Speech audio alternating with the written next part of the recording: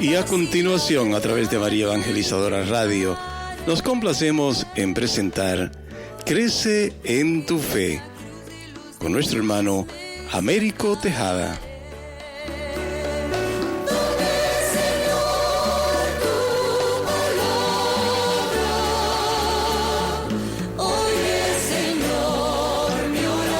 Saludos en este glorioso día y bendiciones a los radiooyentes que escuchan María Evangelizadora Radio, que están sedientos de la palabra de Dios. Les envío un saludo a su hermano Américo Tejada de la parroquia San Simón Stack San José, que está localizada en el Bronx y pertenece a la arquidiócesis de Nueva York. Estamos aquí todos los miércoles de 4 a 5 p.m. y los sábados de 9 a 10 a.m. hora de Nueva York. Si se quieren poner en contacto con su servidor, pueden llamarme al 718-933-5299 o mandar un mensaje de texto al 917-860-3678. En este segmento de estudio bíblico titulado Crece en tu Fe, vamos a estudiar una obra titulada Jesucristo, nuestro Salvador, por el padre Vicente Ferrer Barrientos. La Iglesia Católica explica cuál es el proyecto de Dios para el hombre, cuando dice: Dios infinitamente perfecto y bienaventurado en sí mismo, en un designio de pura bondad, ha creado libremente al hombre para hacerle partícipe de su vida bienaventurada. Hermanos, esta realidad constituye una maravilla del amor de Dios que deberíamos tener siempre ante nuestros ojos y no olvidarla jamás. Sin embargo, parece que este mundo tan secularizado y autosuficiente no espera ni confía alcanzar una vida feliz, plena y eterna, y parece tener miras más cortas y materiales. Conseguir el relativo bienestar que le puede proporcionar la ciencia, la técnica o el progreso humano. Un bienestar siempre temporal y caduco, de tal modo que la figura de Dios y de la vida eterna no entra en el horizonte de ellos.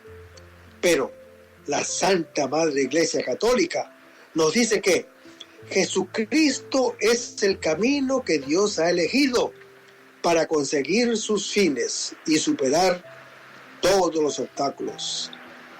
Él nos muestra más aún la maravilla de su amor misericordioso hacia nosotros. Con Jesús sí podemos alcanzar nuestro bien y felicidad para siempre. Estos estudios bíblicos pretenden facilitar un cierto conocimiento de la admirable riqueza y profundidad del misterio de Cristo. Vamos a comenzar este segmento con una oración y lo hacemos en el nombre del Padre, del Hijo y del Espíritu Santo. Señor, que todo lo que hagamos este día inicie con tu bendición y termine con tu ayuda. Que todo lo que digamos este día sea motivado por tu amor e inspirado por tu gracia. Que nuestras obras de este día reciban tu inspiración y perduren en tu paz. Todas estas cosas, Padre Celestial, te las pedimos en el dulce nombre de tu Hijo Jesús, que vive en reunión del Espíritu Santo, quien es Dios, por los siglos de los siglos. Amén. Los créditos de estudios bíblicos son dados al Padre Vicente Ferrer Barrientos y a la Biblia de Jerusalén que estamos usando para estos estudios bíblicos. La cristología es una parte de la teología que trata sobre Cristo. Estudia a Jesucristo en sí mismo, el misterio de su persona como Dios y hombre verdadero que vivió en unas determinadas condiciones históricas. Y estudia también a Jesús en el plan divino de la salvación como Mesías, como Redentor y como Salvador nuestro, tal como nos lo propone la revelación divina y nuestra Santa Iglesia Católica. El objeto de nuestra fe sobre Cristo, que es, a su vez, el objeto de la cristología, no es una fórmula vacía ni una ideología determinada, sino una persona concreta. Nosotros creemos y confesamos que Jesús de Nazaret, nacido judío de una hija de Israel, en Belén, en el tiempo del rey Herodes el Grande y del emperador César Augusto, de oficio carpintero, muerto crucificado en Jerusalén, bajo el procurador Poncio Pilato, durante el reinado del emperador Tiberio, es el Hijo eterno de Dios, hecho hombre, que ha salido de Dios. Eso lo podemos leer en Juan capítulo 13, versículo 3, donde dice: sabiendo que el Padre le había puesto todo en sus manos y que había salido de Dios y a Dios volvía, se quita sus vestidos y tomando una toalla, se la ciñó.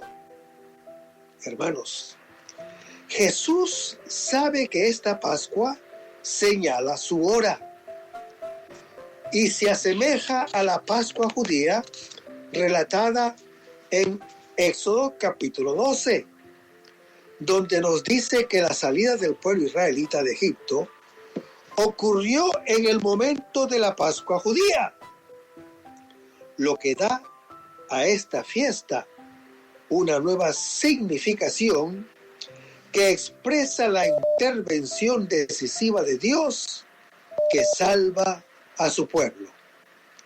Y así como el Éxodo capítulo 12 del Antiguo Testamento, la sangre de un cordero servirá para la salvación de un pueblo, en el Nuevo Testamento, la sangre de otro cordero servirá para salvar a todo el mundo. Hermanos, la Pascua judía preparaba la Pascua cristiana, en la que Cristo, el Cordero de Dios, es inmolado en la cruz y comido en la cena. En un marco inspirado en la Pascua judía, que es la Semana Santa, la renovación mistérica de este acto salvador es la Eucaristía, que es sacrificio y comida dentro de la liturgia cristiana, pues esta es la hora en que Jesús dará cumplimiento a su amor por todos nosotros. Hermanos, la Pascua de Jesús es un paso de este mundo al Padre, de la esclavitud de las tinieblas a la plenitud de la vida. En este éxodo, Jesús es el primero de los numerosos hermanos que lo seguirán por el camino de la libertad. El agua a través de la cual se realiza este paso ya no es el mar rojo del Éxodo capítulo 14, sino aquella con la cual el Señor lava los pies de los creyentes. Sí, hermanos, Jesús sabe que el Padre le ha dado todo en sus manos. Jesús podría hacer, por lo tanto, lo que quisiera. Su libertad es absoluta. El tener todo en sus manos es consecuencia del amor que el Padre le profesa. Vayamos a las Escrituras. El Padre ama al Hijo y le ha dado todo en su mano, como está en Juan capítulo 3. Hermanos, Jesús sabe que salió de Dios y a Dios va. Ir a Dios es pasar de este mundo al Padre.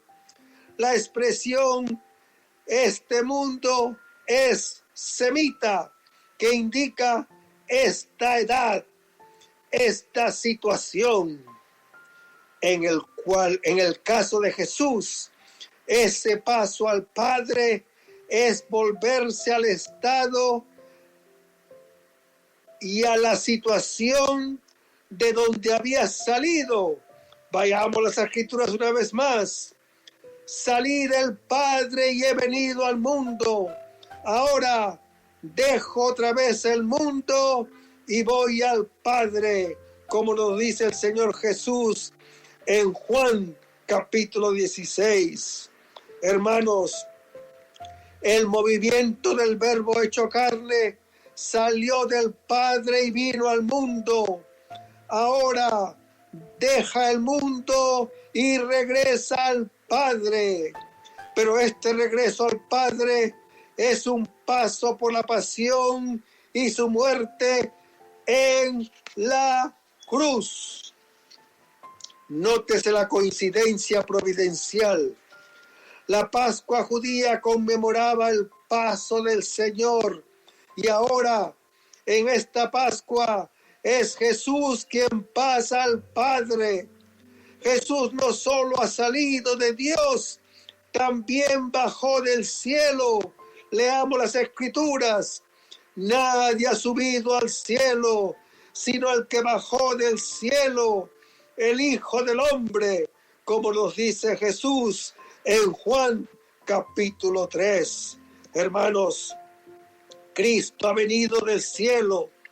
Puede darnos a conocer la voluntad divina. Vayamos a las Escrituras otra vez más. ¿Quién subió hasta el cielo y bajó luego? ¿Quién recogió el viento en un puñado? ¿Quién envolvió el agua en su vestido? ¿Quién puso los confines de la tierra? Dime, ¿cuál es su nombre y el nombre de su hijo? Si lo sabes, como está descrito en Proverbios capítulo 30. Hermanos, esto es una especie de desafío de Dios al hombre. En el libro de Job podemos leer: ¿Dónde estabas cuando cimenté la tierra?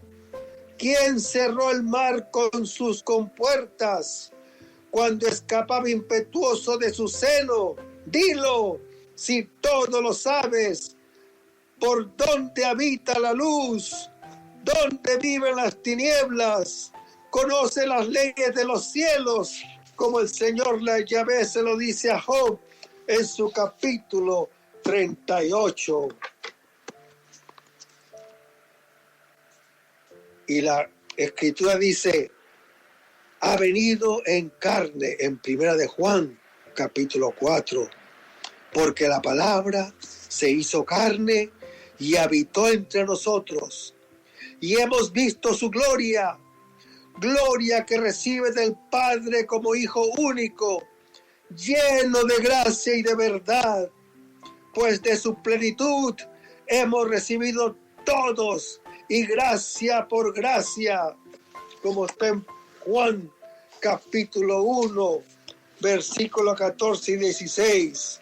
Hermanos, la palabra carne acentúa el realismo de la presencia de la divina palabra que se ha revestido de nuestra humanidad, asumiendo todas sus debilidades, incluso la muerte. Leamos. Su muerte fue un morir al pecado de una vez para siempre, mas su vida es un vivir para Dios. Así también ustedes considérense como muertos al pecado y vivos para Dios en Cristo Jesús, como lo dice el apóstol Pablo en su epístola a los Romanos, capítulo 6. Más tarde se hablará de encarnación. Así Dios inaugura una presencia personal y sensible entre los hombres. su gloria en otro tiempo invisible, como en el Antiguo Testamento, cuando Moisés desea ver a Dios y él le dice: pero mi rostro no podrás verlo, porque nadie puede verme y seguir con vida, como se lo dice a Moisés en Éxodo capítulo 33. Hermanos, ahora se deja ver a través de la humanidad del Hijo, que revela la misericordia y la fidelidad del Padre, como cuando se lo dijo a Moisés, cuando renovó la alianza. Leamos la Escritura: Yahvé, Yahvé, Dios misericordioso y clemente, tardo a la cólera y rico en su amor y fidelidad, como está en Éxodo capítulo 34. Hermanos, el apóstol Juan expresa de manera considerada la realidad o concentrada la realidad insondable de la encarnación. El verbo griego correspondiente a habitó significa etimológicamente erigir la tierra donde vive, y de ahí habitar en un lugar.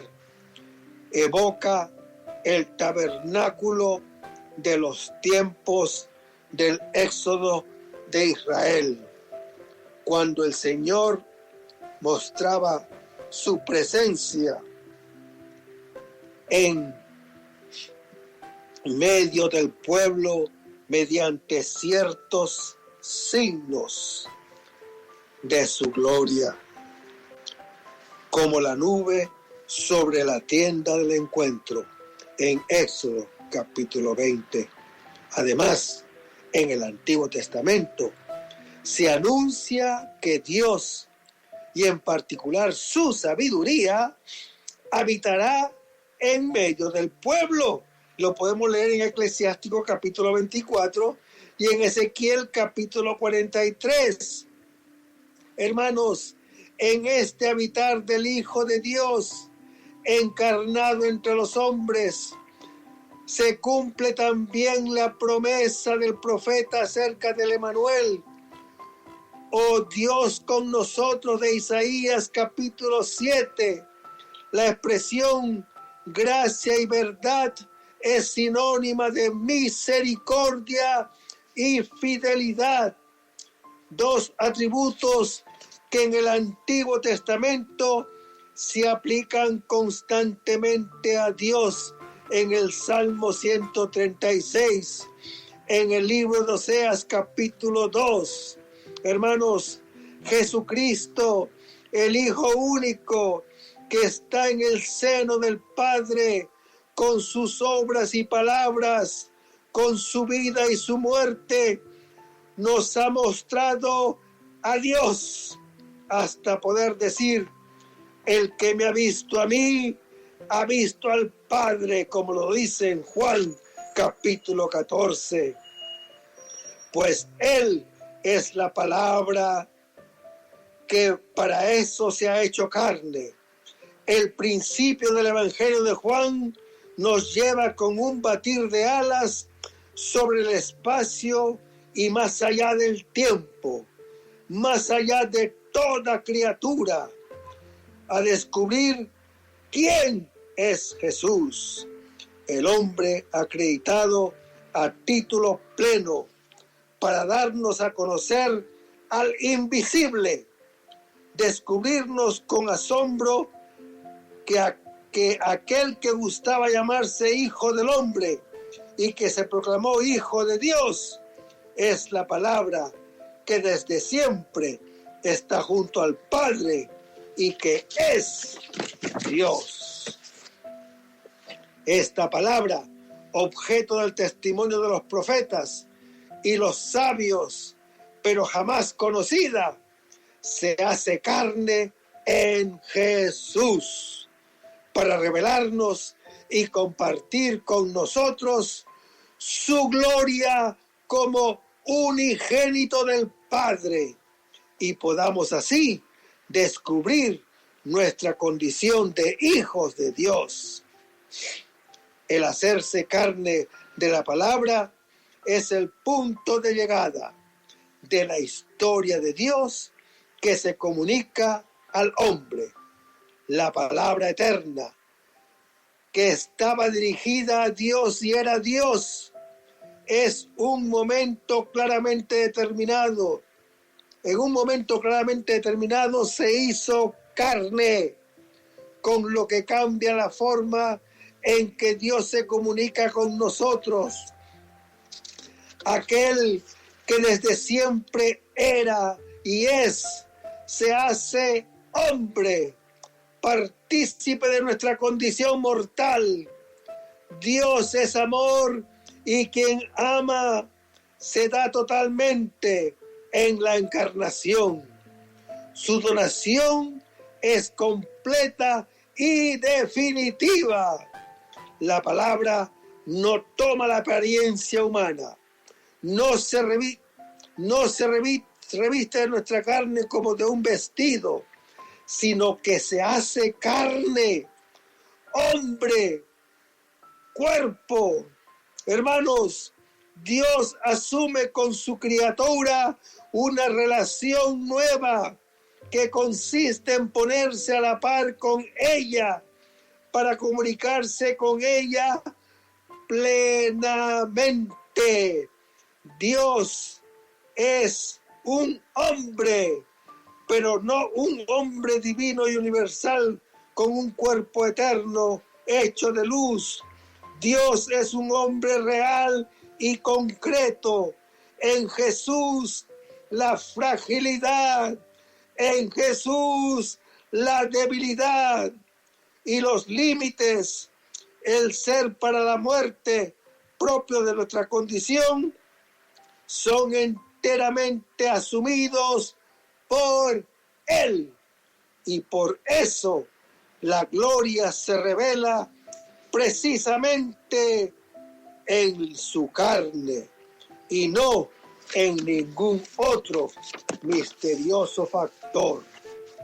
He aquí, hermano que me escuchas, el gran misterio de la encarnación del Verbo de Dios. El Verbo de que se hablaba en Juan capítulo 1, cuya propiedad era la existencia temporal y trascendente en Dios, ahora entra y se somete al existir en un determinado orden.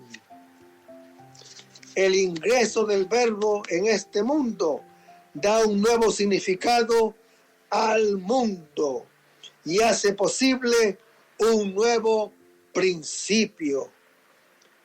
La traducción en voz pasiva fue hecho carne, enfatiza la nueva y humilde condición en que ha sido establecido el Verbo, la palabra, el logos, que lo había hecho todo.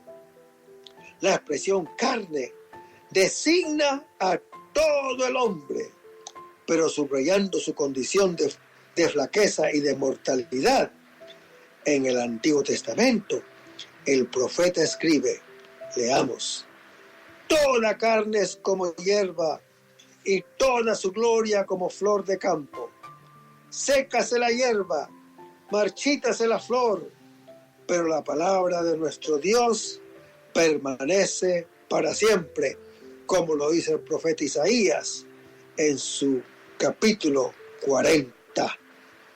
Hermanos, carne, gloria y palabra son tres puntos de contacto entre el texto profético de Isaías y el del evangelista Juan. El Verbo vino al mundo y se hizo hombre, tomando todas las limitaciones, tomando todas las debilidades, tomando todas las flaquezas de la naturaleza humana, excepto el pecado, como está descrito en Hebreos capítulo 4. Si el Verbo se hace hombre, es porque trae una misión divina. Y esa misión estará en consonancia con su mismo ser. Él es la palabra. Luego, su misión será hablar. Su misión será comunicar. Su misión será comunicar los secretos divinos, revelar al mundo las cosas que pertenecen a la esfera de Dios, extendiendo permanentemente, existiendo permanentemente en el Padre. Vino a fijar su tienda, a poner su morada, a vivir en medio de nosotros. La frase proclama la plenitud de habitación de Dios en medio de la humanidad. Hermanos, el vocablo escogido para la habitación de Dios entre nosotros es muy, pero muy expresivo. El verbo griego shekon significa literalmente plantar una tienda, plantar un tabernáculo. La idea se encuentra en el Antiguo Testamento, cuando se habla del tabernáculo, que es la morada del Señor Yahvé en medio de su pueblo, en Éxodo capítulo 25. Y el tema de fijar la tienda, designando la habitación divina en el futuro, se lee en los profetas. Leamos: grita de gozo y alborozo, Sión capital, pues vengo a morar dentro de ti, oráculo del Señor Yahvé, como está en Zacarías capítulo 10. Y también se lee en Joel capítulo 4 y en Ezequiel capítulo 43 de la sabiduría divina, que decía también que Dios le había ordenado fijar su tienda entre los hijos de Israel. Leamos: entonces el creador del universo me dio una orden. El que me había creado me hizo plantar la tienda y me dijo: pon tu tienda en Jacob, sea Israel tu heredad, como está en Eclesiástico capítulo 24. También, hermanos, lo pueden leer en Baruch capítulo 3. Hermanos, la presencia de Dios entre nosotros no puede ser mayor. La palabra misma de Dios asume en unidad de persona a la naturaleza humana. La humanidad de Cristo, su carne, es la tienda nueva de la nueva alianza, el lugar perfecto de la presencia de Dios. No es posible pasar por alto los textos del Antiguo Testamento que hablan de la gloria divina, de la Kabot, fenómeno sensible que servía para manifestar la presencia de Dios. Así, la nube, que es la gloria de Dios, cubrió el monte Sinaí cuando Yahvé hablaba con Moisés en Éxodo capítulo 24. La misma gloria llenó el tabernáculo cuando fue erigido en el desierto en Éxodo capítulo 40. E invadió el templo de Salomón el día de la dedicación en Primera de Reyes capítulo 8. El profeta Ezequiel habló también de la gloria de Dios que dejaba Jerusalén, pero que volvería a tomar posesión del templo en Ezequiel capítulo 11. Y en Ezequiel capítulo 44 Leemos, ¿a qué gloria? Bueno, no leemos eso, pero esta es lo que tratamos de describir está en Ezequiel 11 y Ezequiel 44. Y ahora tenemos que hacer una pregunta.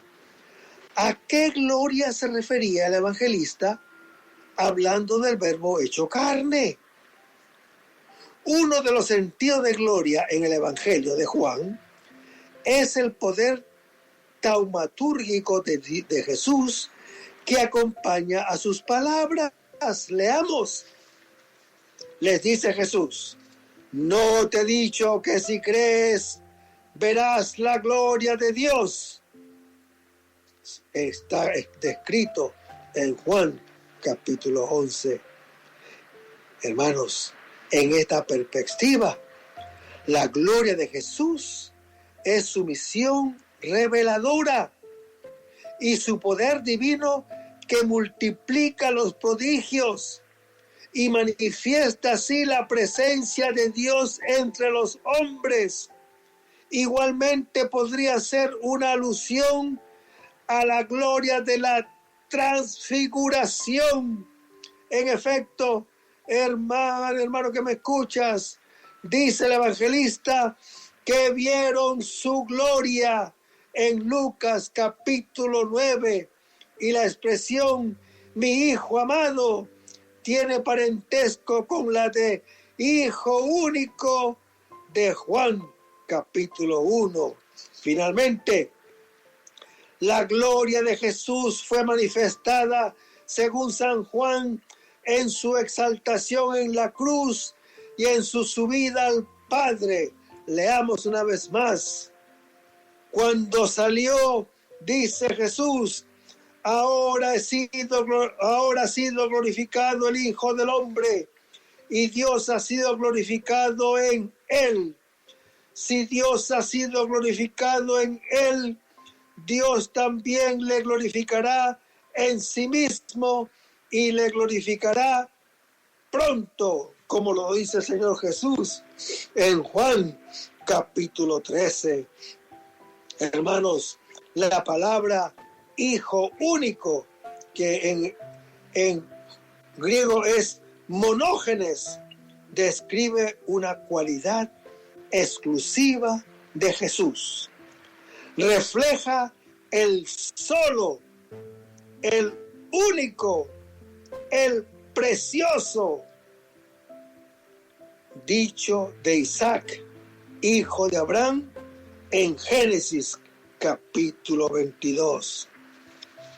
Y la escritura nos dice que gracia por gracia en Juan capítulo 1 puede entenderse como llevar a la plenitud el plan salvífico del Antiguo Testamento por la instauración del nuevo plan de la gracia traída por Cristo.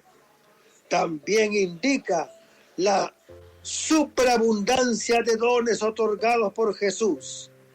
A unas gracias se añaden otras, y todas brotan de la fuente inagotable que es Cristo Jesús, cuya plenitud de gracia no se acaba nunca. Pero, ¿qué es lo que hemos recibido de la palabra encarnada? ¿Qué es? Es el misterio que el Evangelio se da a encargar de referir. No obstante, ya desde el prólogo sabemos que de ella hemos recibido como gracia toda la creación, nuestro yo y al propio Dios, es decir, una gracia tras otra. Hermanos, la historia como totalidad está signada por la gracia de la palabra, que es comunicación de Dios al hombre, hasta la comunión plena con Él en la carne de Jesús. Es decir, esa plenitud de amor y de fidelidad que constituye la esencia misma de Dios y que se encuentra en Jesús. pasa después por él a nosotros. De él, del Verbo hecho carne, recibimos gracia y verdad, que quiere decir amor y fidelidad. Esto es, hermano que me escuchas, algo de lo que es Dios en sí mismo, por el Verbo encarnado, Hijo único, lleno de amor y fidelidad. Hemos recibido una nueva gracia, un nuevo amor. La alianza nueva y perfecta sustituye a la primera alianza. Bendito sea Dios. Bendito sea Dios. Pero veamos el misterio de Cristo. Sabemos que el misterio de la Santísima Trinidad es el misterio central de la fe de la vida cristiana. Es el misterio de Dios en sí mismo, fuente de todos los otros misterios de la fe y la luz que los ilumina. Toda la fe de la Iglesia Católica se resume en el misterio de la Santísima Trinidad en sí misma y en el misterio de su designio benevolente, como está en Efesios capítulo 1, acerca de la salvación de todos los hombres. Y todo ese designio amoroso divino de nuestra salvación se centra en Cristo. El Padre realiza el misterio de su voluntad, enviando a su Hijo amado para la salvación del mundo. Y por medio de él nos comunica su Espíritu, que nos hace partícipes de la vida divina. Hermanos, este admirable designio divino es el misterio que estaba escondido desde siglos en Dios, como lo dice Efesios capítulo 3, y que se ha revelado y se realiza en la historia por medio de Jesucristo. La dispensación o realización de ese plan de la benevolencia divina de nuestra salvación es designada en el Nuevo Testamento como el misterio de Cristo.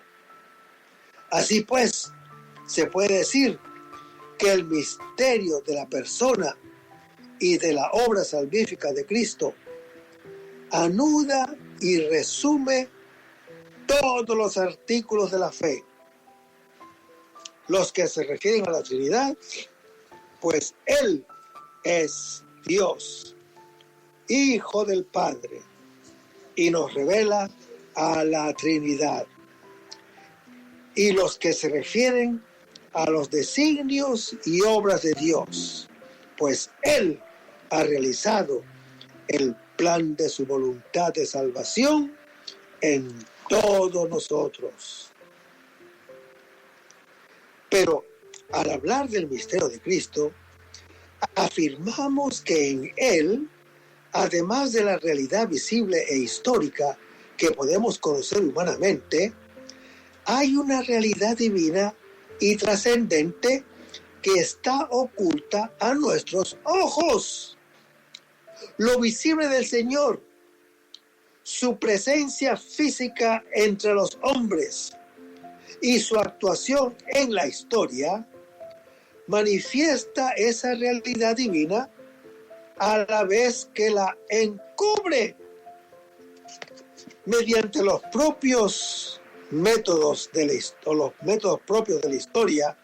Podemos llegar a conocer cada vez mejor la realidad exterior de la vida de Jesús, pero únicamente mediante la revelación divina y la fe podemos trascender lo externo y llegar a conocer quién es Él verdaderamente, ya que nadie conoce al Hijo sino el Padre, como está en Mateo capítulo 11, versículo 27.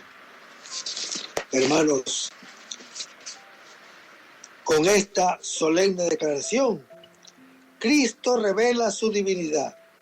Por eso, después puede decir en verdad: venid a mí y yo os aliviaré.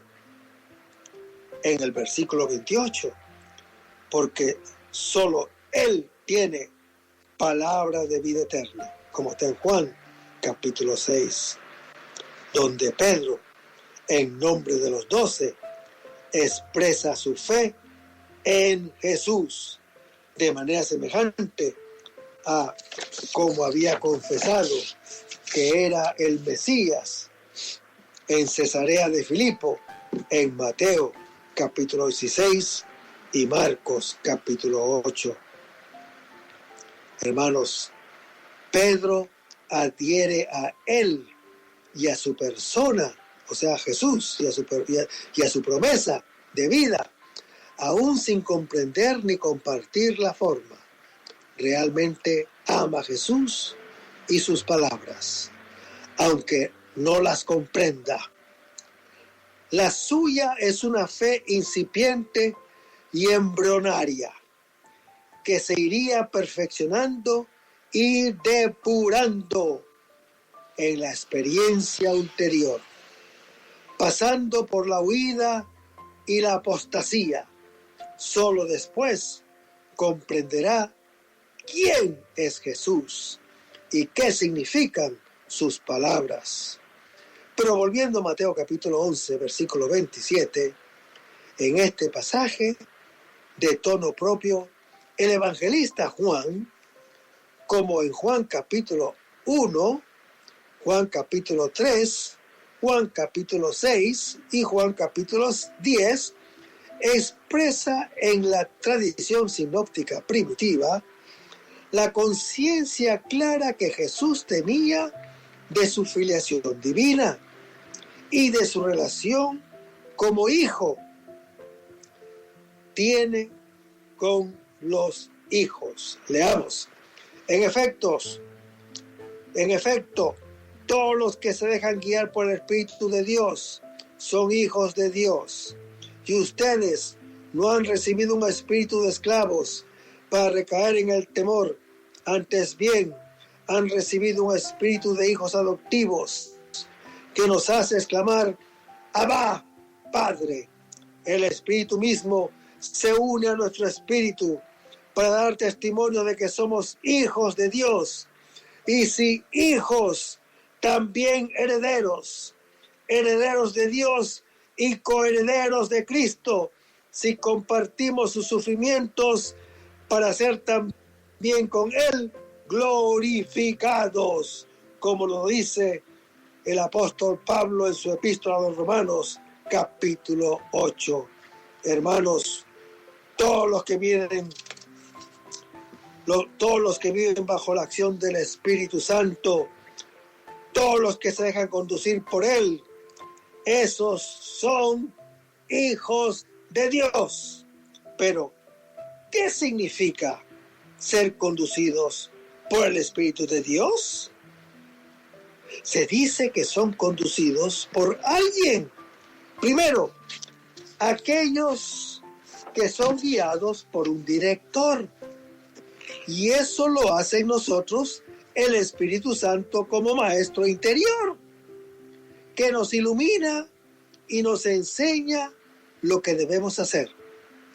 Segundo, aquellos que son movidos por otro agente. Y eso lo hace el Espíritu Santo en el hombre espiritual, ya que no solo lo instruye, sino que mueve su corazón. Más todavía, el hombre verdaderamente espiritual es llevado a obrar casi no principalmente por su propia voluntad, sino por instinto del Espíritu Santo. Sin embargo, hermano que me escuchas, no por esto se excluye que el hombre espiritual obre por su voluntad y libre albedrío, porque es el Espíritu Santo quien causa en él el movimiento mismo de la voluntad y del libre albedrío. ¿Por qué los que son conducidos por el Espíritu de Dios, esos son hijos de Dios? ¿Por qué? ¿Qué relación hay entre la filiación divina y el Espíritu Santo? Primero, el elemento formal y constitutivo de nuestra filiación divina es nuestra incorporación a Cristo por la fe y el bautismo. Esto pertenece al orden del ser. Leamos. Pues todos son hijos de Dios por la fe en Cristo Jesús. Los que se han bautizado en Cristo se han revestido de Cristo, como lo dice el apóstol Pablo en su epístola a los Gálatas, capítulo 3. Pero ha sido el Espíritu Santo quien ha entrado en acción como fuerza divina para realizar ese nacimiento de orden sobrenatural. Leamos. Respondió Jesús: en verdad te digo, el que no nazca de agua y de espíritu no puede entrar en el reino de Dios, como nos dice el Señor Jesús en Juan capítulo 3. Seguimos leyendo. El ángel le respondió: el Espíritu Santo vendrá sobre ti y el poder del Altísimo te cubrirá con su sombra. Por eso el que ha de nacer será santo y se llamará Hijo de Dios, como lo dice el ángel a la Virgen María en el Evangelio según San Lucas, capítulo 1.